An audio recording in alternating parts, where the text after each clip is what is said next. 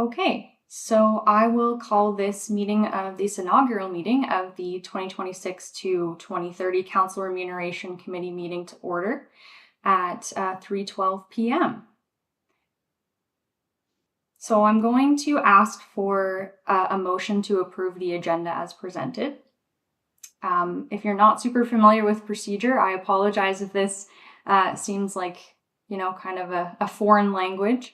But typically, to put a motion on the floor, we ask for a mover and a seconder, and then we can have any discussion on that motion, and then we would call the vote. So I will ask for somebody. Sorry, Brad, did you have a question? No, I'm gonna move it. Move it? Perfect. Could I get a seconder, please? Okay, Member Glenn. Is there any discussion on approval of the agenda as presented? Seeing none, I'll call the vote. All in favor? Yep. That is carried. Thank you. Okay, so we thought that we would get the committee together just to go over some brief orientation items. And from there, we can help guide the committee's work in establishing the council remuneration policy for the next term. So I'm going to go ahead and share my screen with this presentation. So first of all, just to say welcome to everybody and thank you for volunteering to serve on the committee. It's very important work, and we certainly appreciate the time you're taking to be here. So I'll get started with going over the committee's composition. So the committee is comprised of 5 members. So my computer just froze. Sorry about that. Yes, so the committee is composed of 5 members. So within the terms of reference, there was a capability for there to be between 3 and 5 members, but we have reached the optimal number of 5, which is great. So the meetings of this committee are subject to the open meeting requirements of the Municipal Act. So that's why you have your formal agenda, and that's why we are live streaming these meetings on our public YouTube channel. So essentially the gist is that we want these meetings to be available to the public to view and to interact with this committee as it completes its work. There will be official minutes of all of the meetings. They will be put in front of you on agendas for approval, and they will be posted on the township's website. The committee will also observe the township's procedure bylaw to govern its meetings. So when I opened with the procedural comment about the mover and seconder, there's just some rules of procedure to follow to govern our meetings, just to help guide them and keep them effective. Part of that is electing a chair and a vice chair. So the chair for the committee will basically do what I was doing in guiding the committee through the agenda itself, and just overseeing the proceedings of the meeting and making sure there are movers and seconders and that the rules are observed throughout and that all committee members have a chance to speak, and so on and so forth. I won't bore you with procedure. So for meeting frequency, this committee will establish its own meeting schedule. So the meetings can be set based on the availability of this board and your preferences and your availabilities. So that depends on, things like your work schedule and any other commitments you might have during the day. We do just ask that they are within business hours. So that's between the hours of 9 a.m. and 4:30 p.m. The committee will establish the time and the regular recurrence of these meetings as well. So we're recommending that the meetings take place on a monthly basis, at least to start, but that's not to say that the committee can't call additional meetings as work progresses. The committee's mandate is to undertake a study of the council compensation for the Township of Georgian Bluffs. And part of what the committee will do within that work is to do an analysis of other municipalities and their compensation rates. And then ultimately this committee will make recommendations to council with suggested changes to the council remuneration policy.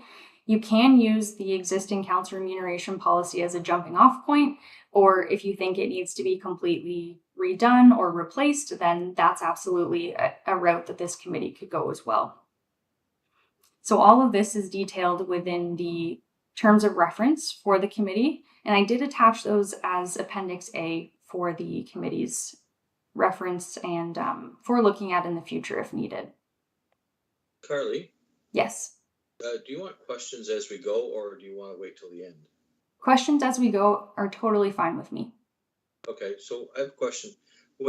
Has council established a list of comparators when they're doing other reviews like salary reviews or council remuneration or fee bylaw reviews? Is there a standard list of comparators that they have? Thank you for the question. We did just establish a list of 10 comparators for a compensation review, and that's something that we can provide to you when we have our first official meeting and look at that comparable data. Off the top of my head, I can't remember what they are, but I know that they are not the City of Owen Sound and the City of Chatsworth. There was an initial recommendation that those two be added, and they were subsequently removed from the list. Off the top of my head, I think Minto, Grey Highlands, Saugeen Shores. Our treasurer might also be able to let you know off the top of her head who those are. Yeah, it doesn't matter. I just wondered if there was a standard list. Yep, for sure. Just a question, Carly, if I could. Absolutely. So has council already stipulated what those municipalities will be, or does the committee have any opportunity to make suggestions? So council has selected their own for that remuneration process, but that's not to say that this committee can't establish their own comparators. Okay. But you can certainly consider what those are and then establish your own baseline. Okay, thank you. Yeah, no problem. If you do have questions throughout, just feel free to interject. So guiding principles. Within the terms of reference, you'll see a theme. Basically, you should strive for compensation to be fair, reasonable, and equitable. And we want to attract diverse and representative candidates to run in the next election.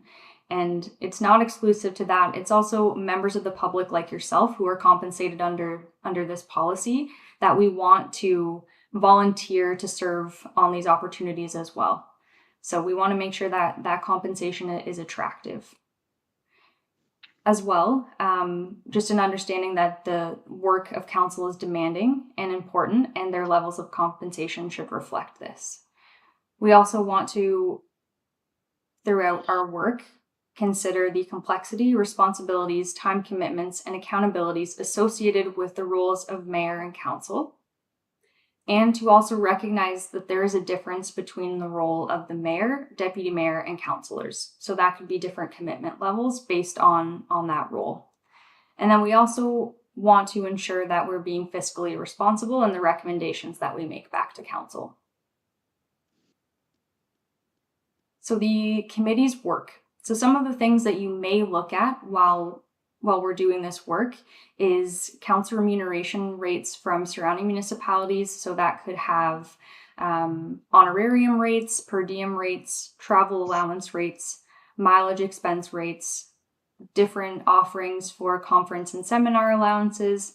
We usually just call those professional development because they could, span beyond conferences and seminars.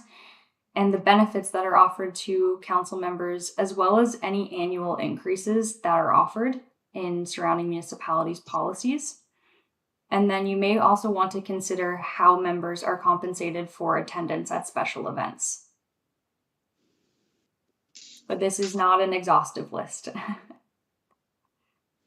So for the committee's work, some of the things that staff will be helping you to do and things that you'll be doing independently as members. We will be developing a questionnaire for council members to complete. So that's just to get their feedback on how they perceive the levels of compensation that they receive now. And then maybe just some observations from them about what's working and what doesn't work. And just to get a baseline for whether they feel that those guiding principles are met under the existing policy, and just sort of some feedback about where the committee might go with their work. As well, we're going to be setting up individual one-on-one meetings with members of the committee and members of council. So within those interviews, you'll have the opportunity to have a one-on-one conversation with a council member to understand their duties, how much of a workload they have, and perhaps some of the activities that they do as a council member. We'll also be comparing some of the duties of council members with those of surrounding municipalities, and we'll be comparing compensation rates, allowances, and benefits with those surrounding municipalities, as well as detailed on the last slide. So one of the things that we're here to help with is being a resource and consultation resource on staff policies that exist now. So any affected policies, and then also to provide that support to you in developing the policy that you're going to develop with that final report. So we're just here to help guide you and keep you on the straight and narrow, and help keep you as effective as possible for your administrative duties, and then just to give you help when you need it or want it with respect to developing that policy and that final product.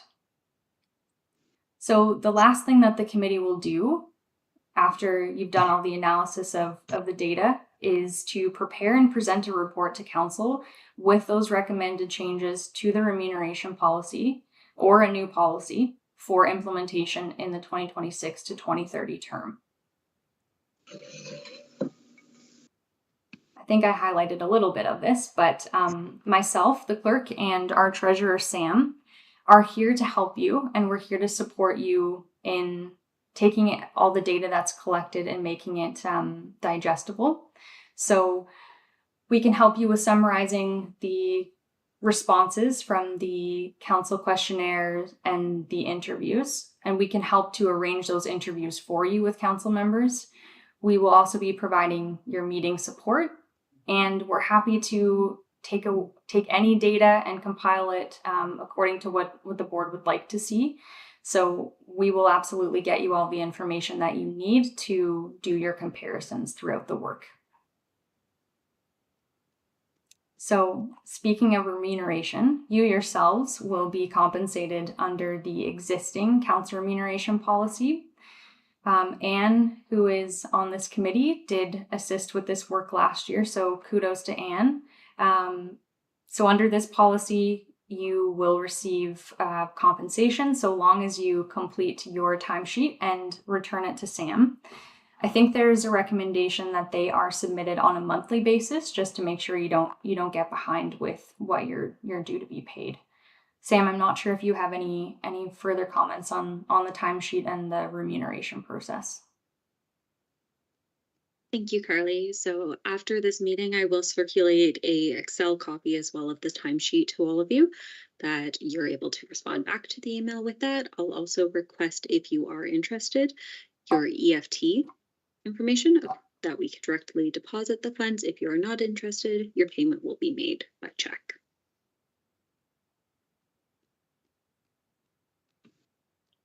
And I believe it's a half-day rate that they would be compensated, or is it a minimum of 2 hours? So it is the half-day rate, which is currently $152.75. However, if a meeting is to go past the 4-hour mark, you would be compensated at the full-day rate, which is $305.50. We will endeavor not to keep you for over 2 hours. Does anybody have any questions on the remuneration policy or the process? Oh, okay, perfect. So just a little bit about the report that you'll be taking to council. There are some deadlines that are associated within the terms of reference.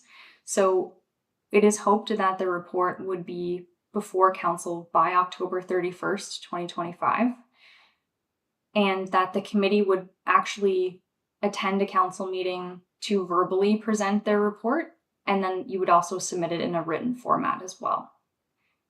That has been the practice for the last several terms, and it seems to work really well. council members then have the opportunity to ask any questions of the committee.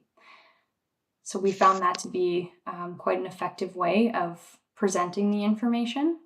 And you don't all have to go if you don't want to. You could appoint some representatives to attend council on your behalf. Or if you'd all like to go and appoint a spokesperson or two, that's also great. So to ensure document accessibility, I have prepared a draft template that the committee could use if they wanted to. So that is just there just to help the committee, so you don't have to invent a report template. So our next steps, this was just an overview presentation, and that's just sort of to soften the committee into the work and, you know, just let you know some of the expectations that council has set in establishing the committee. So once we're through this, you will need to appoint a chair and a vice chair who will chair the meetings in absence of the chair. And the committee will establish their meeting frequency, including, you know, dates and times of meetings, and then ideally the date of your next meeting, so we can start getting that information together so the committee can dive in headfirst with the work. So with that being said, we will compile some initial data. So that's some compensation comparisons from surrounding municipalities for review and refinement of the committee at the next meeting. I did include some resources just to build your collection. So we have the terms of reference, the timesheet template, and Sam has added the Excel version of that to your roster, as well as I just mentioned, the report template. There is the existing council remuneration policy, as well as the report from the former council remuneration committee. I just thought that might be helpful to give you an idea of what was presented in the past.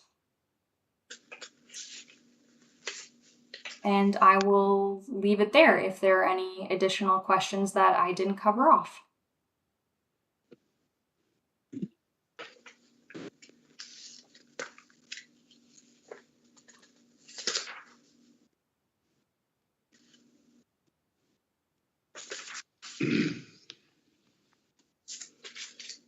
Okay.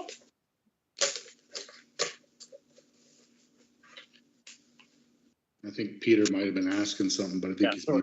Oh, Sorry, I sorry. had my mic muted there. Oh, no problem. Why are they just looking at me? Why aren't they answering? So we're on an October 31st deadline. So I assume we're going to be meeting probably a little more than monthly to get this completed in that time. The survey to counselors and that,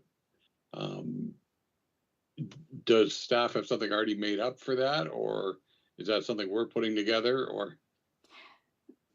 So I do have a little bit of something put together that the committee, I was going to include it on the next meeting agenda package so that the committee could provide some feedback or amend the questions and sort of make them your own. But all the information we provide is just to get the ball rolling and to sort of give you some information and some resourcing so that you can effectively do the work. So we will give you everything you need to kind of get started, but other than that, it's up to the committee to morph that and make it to your personal preference and what you think would be most effective. And a quick procedural question. Does the chair have a vote? Yes, the chair has a vote.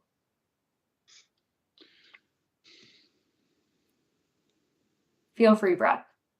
Just a question too about, you talked about one-on-one interviews with council members. Is that one-on-one as the committee? Is like the committee one, or are we each individually going to try and have meetings with councilors? Mm-hmm. So essentially what we'll do is there will be one interview and one member will be assigned a council member.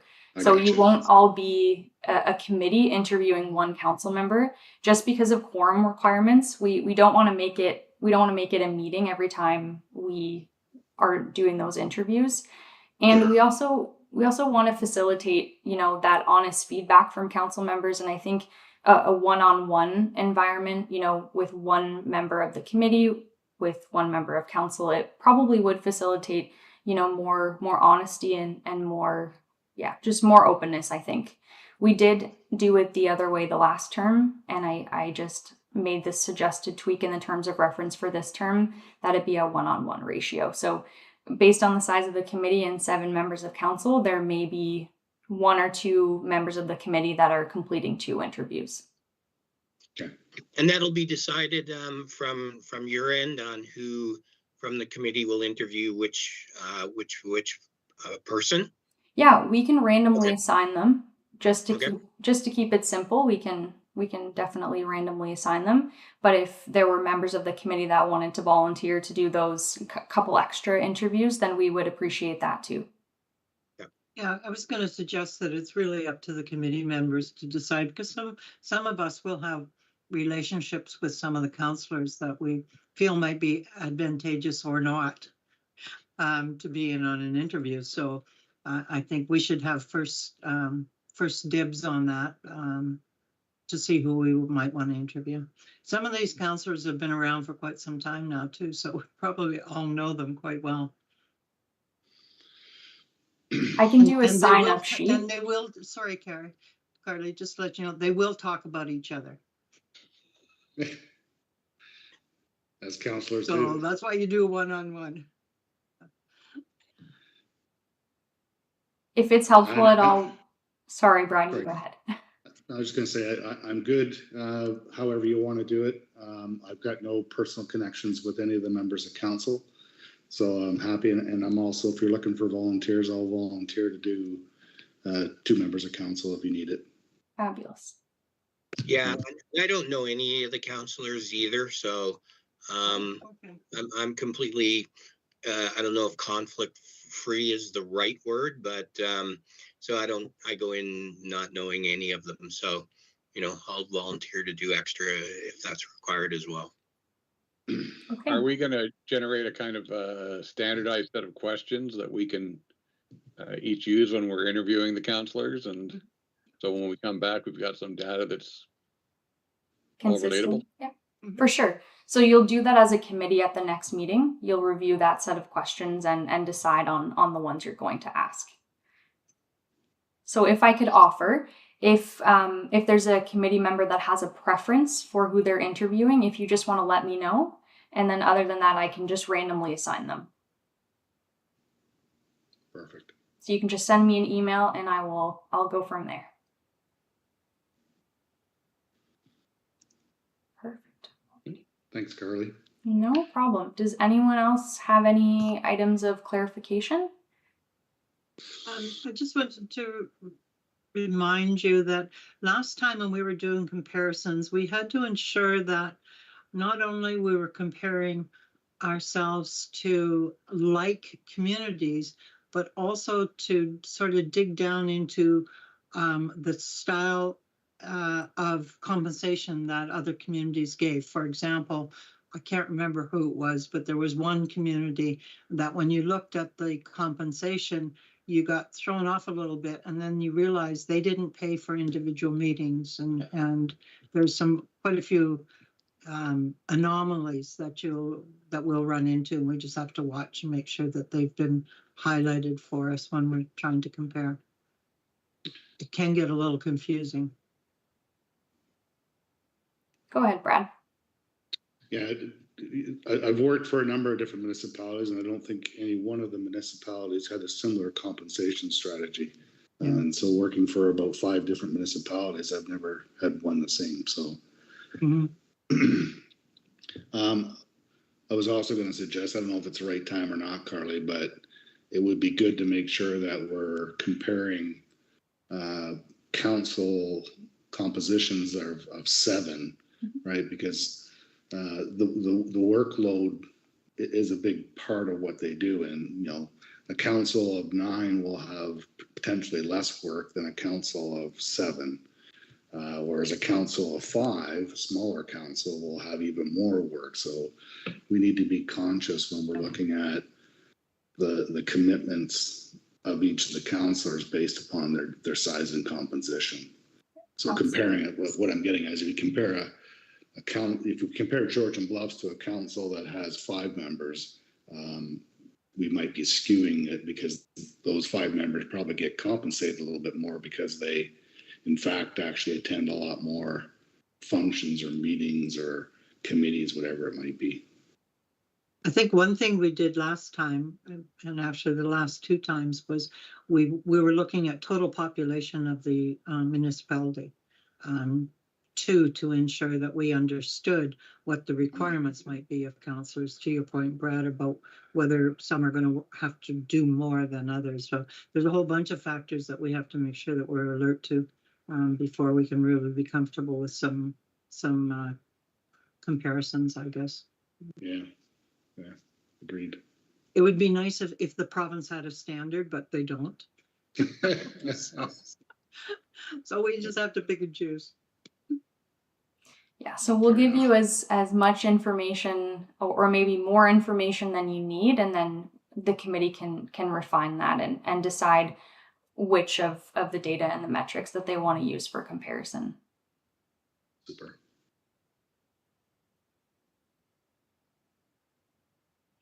Fabulous. I'm sure everybody will think of questions when we leave here today. So just feel free to keep in touch in advance of the next meeting, and we will make sure your questions are answered.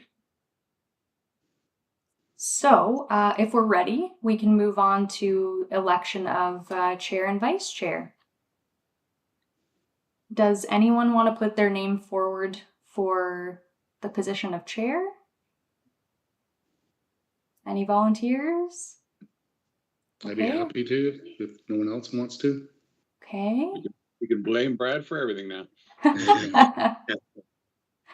Perfect. Are there any other nominations for chair? Seeing none. Are there any for vice chair? I'd do it, Carly, if nobody else wants to. Fabulous. Any other for vice chair? Okay, great. This is an easy committee. So I'll read the recommendation. You into a false sense of security. It's going to get worse from here, trust me. Hey, that's okay. We're just trying to, we're just lulling you into comfort. That's okay. We'll keep this as casual, informal as the committee would like. Humor is always a good thing. So I'll proceed with reading of the recommendation then, that member Brad McRoberts be elected chair and that member Ron Glenn be elected vice chair, and that these appointments take immediate effect. Could I have a mover? I'll move. Member Duman, seconder member Reed. Is there any discussion? All right, I'll call the vote. All in favor? That is carried. Thank you very much. So the only item we have left is to discuss when the committee will meet next. We don't have to establish your regular meeting cadence right now. If you'd like, while the committee is getting up and going and doing its work, we could, just call those meetings kind of on a bi-weekly basis just to get the committee going with its work. So we could set up a few meetings, or we could set up just one by one according to your availability and your preference. Member Glenn? Carly, a question with regards to the existing compensation analysis that you're doing and the questionnaire. Is that information already available so if we can schedule a meeting, or are you still in the collection data spot? We are still collecting it. Okay, so do you have a time frame of when that would be collected for us at the next meeting? I would probably say a couple more weeks. So the committee could, for agenda purposes, meet in 3 weeks' time, if that works. So that's a little sooner than the month, but still gives us enough time to get everything compiled and finalized. Okay. So 3 weeks takes us to the end of July. Correct. Do you have a comment, Sam? I was just going to say, I'm unfortunately off the week of July 28th. That should not bar you from the meeting. However, if you were wanting any comments from a financial or treasurer perspective, I would ask that you maybe look at the week before or early the week after. Would August 4th work for everyone? Yes. Works for me. Yeah. That's a holiday, though, isn't it? August Yeah, I the was 4th. gonna I'm say. sorry. I'm up in the bush. I'm going up north. That whole week, Ann? Yeah, I'm back on the 8th. So but Yeah. I mean, we may, especially with 5 members, we may not find something. So let's just go, if it works for everybody else, that's great. Let's book it. We can all catch up from time to time, so. I'm cognizant it is the holiday Monday for staff. Yeah. So maybe would the 5th work, the Tuesday? I'm away then. Anybody have any availability that week? Or are you away, Peter? Of the 10th? I was thinking the week of the 4th. 4th? Yeah, I'm available all week and the week before as well. So what about August 6th? I'm good. I'm not good in the afternoon on August 6th. So we did a morning meeting, I'd be fine. What about the 5th? Is any? Brad says he's away on the 5th. Nope, I'm away on the 11th, the week of the 11th. Okay, the 5th.